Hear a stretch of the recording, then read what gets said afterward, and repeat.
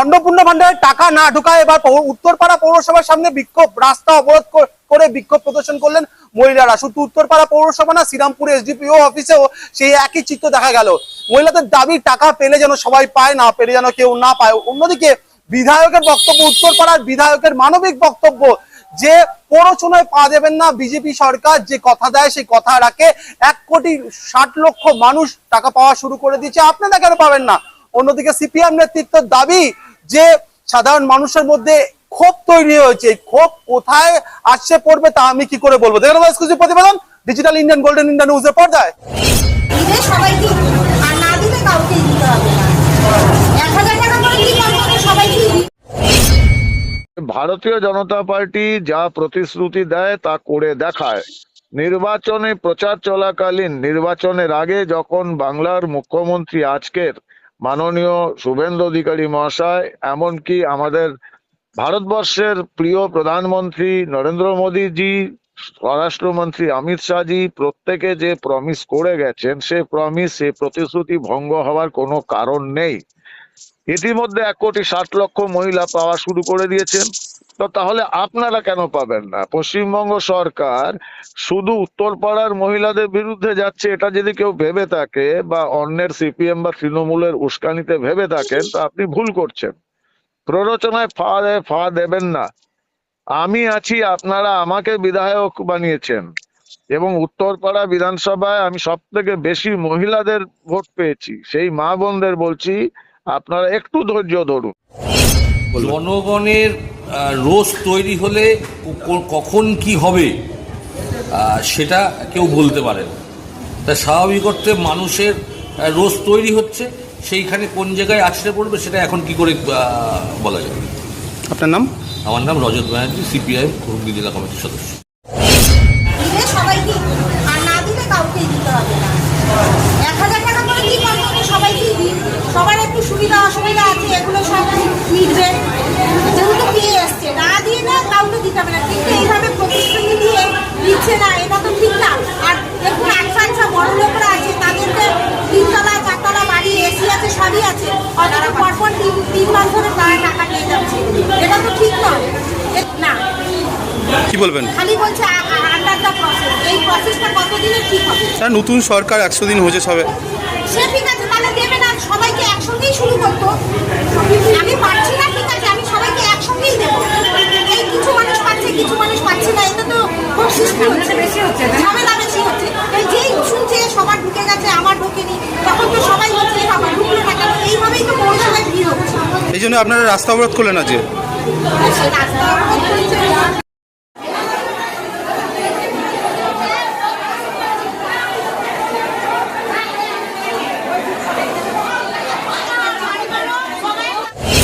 নমস্কার, আমি digital Indian golden India news paper editor Shubhajyoti বলছিলাম।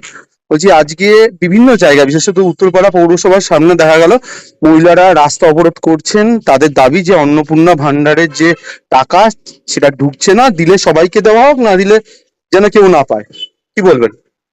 না, প্রথমত আমি সম্পূর্ণ সম্মান রেখে বলছি, কোনো মহিলা বা পুরুষ বা কোনো নাগরিক এই প্রশ্নটা তুলতেই পারে না কোনো সরকারের সঙ্গে, বা সরকারের নীতিকে চ্যালেঞ্জ করতে পারে না এই বলে যে দিলে সবাইকে দেওয়া হোক, না হলে কাউকেই দেওয়া হবে না। এটা দুটো রাস্তা আছে, ওনারা আদালতে যান, আদালত যদি যা বলবে সেটা সরকার মেনে নেবে। এগুলো অবান্তর ডিমান্ড, নাম্বার 1। নাম্বার 2, এটা আমরা খুব তীক্ষ্ণ নজর রাখছি। ব্যাপারটা কিন্তু অন্নপূর্ণা ভান্ডার নিয়ে নয়।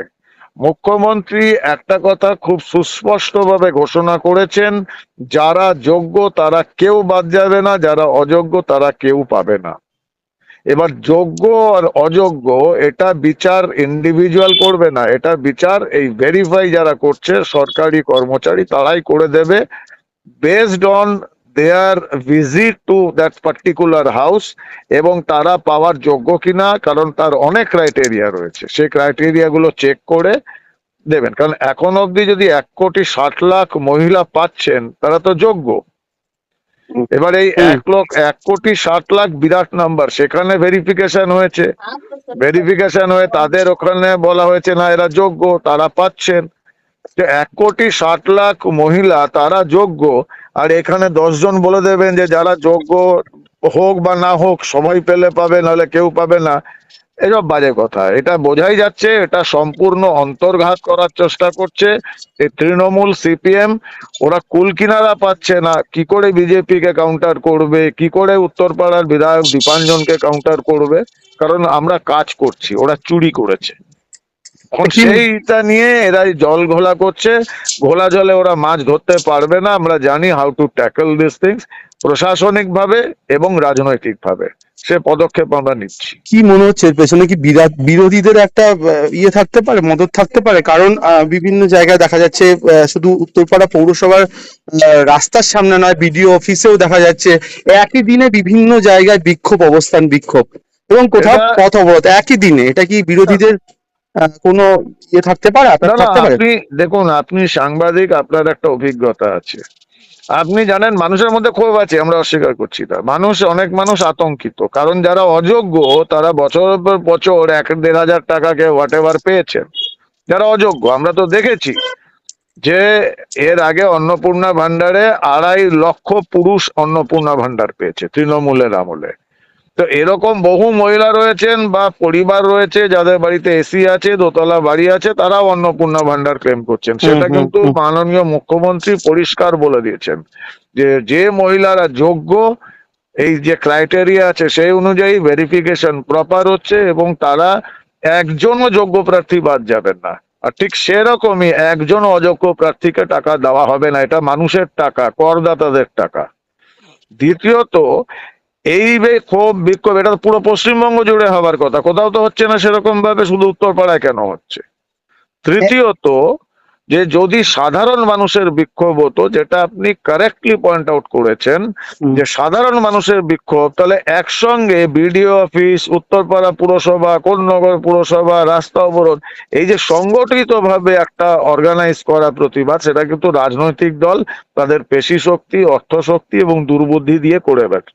এগুলো করে লাভ হবে না, এদের আমরা খুব তাড়াতাড়ি এক্সপোজ করছি। মা বোনদের হাত জোর করে অনুরোধ করব যে আপনারা এদের কথায় বিভ্রান্ত হবেন না। এরা আপনাকে একটা টাকাও আপনাকে এনে দিতে পারবেন না। আমরা প্রশাসনে রয়েছি, আমাদের মুখ্যমন্ত্রী নির্বাচন চলাকালীন যে প্রতিশ্রুতি দিয়েছিলেন যে 1,500 টাকা নয় 3,000 টাকা দেব, সেটা বাংলায় যদি 1,60,00,000 মহিলা ইতিমধ্যেই পেয়ে গেছেন, আপনাদের মধ্যে যারা যোগ্য তারা নিশ্চয়ই পাবেন। বিধায়ক হিসাবে সেটার গ্যারান্টি আমি দিচ্ছি। ভোটে জেতার আগে অন্নপূর্ণা ভান্ডার নিয়ে আজকের যিনি মুখ্যমন্ত্রী, সেদিনকে বিরোধী দলনেতা ছিলেন, তিনি বলেছিলেন যারা লক্ষ্মী ভান্ডার পান তারা সবাই অন্নপূর্ণা ভান্ডার পাবে। আর আজকে হচ্ছে নতুন করে বাছবিচার তৈরি হচ্ছে। স্বাভাবিকভাবেই মানুষ ক্ষিপ্ত হচ্ছে, মানুষের মধ্যে রাজনৈতিকভাবে যে ভেদাভেদ তৈরি করার চেষ্টা চলছে সেটারও প্রক্রিয়া তৈরি হচ্ছে। তাই মানুষ ক্ষিপ্ত হবে, মানুষ ক্ষিপ্ত হয়ে বিভিন্ন পৌরসভায় আন্দোলন করছে এবং আগামী দিনেও সেই আন্দোলন তীব্র হবে যদি অন্নপূর্ণা ভান্ডার মহিলারা না পায়। কি বলবেন, এই আন্দোলনে কি ভবিষ্যতে আপনাদেরকেও দেখতে পাওয়া যাবে? আগামী 24 তারিখ উত্তরপাড়া পৌরসভায় অন্নপূর্ণা ভান্ডার সহ রাস্তাঘাটের বেহাল অবস্থা, নিকাশি ব্যবস্থার বেহাল অবস্থা, মহামায়ার বেহাল অবস্থা, সামগ্রিক বিষয় নিয়েই আন্দোলন সংগঠিত হচ্ছে এবং সিপিআইএম প্রতিদিন সেই আন্দোলন পাড়ায় পাড়ায় সেই আন্দোলন সংগঠিত। আপনার কি মাথার চুল পড়ে যাচ্ছে, মাথায় খুশকি, চুল পেকে যাচ্ছে কিংবা চামড়ায় এক্সিমা? আপনি কি কালো থেকে ফর্সা হতে চান? যে কোনো চামড়ার সমস্যায় যোগাযোগ করুন ডিজি ডার্মা ক্লিনিক অ্যান্ড একাডেমিতে। ঠিকানা কোন্নগর শকুন্তলা কালী মন্দিরের পাশে। যোগাযোগ করুন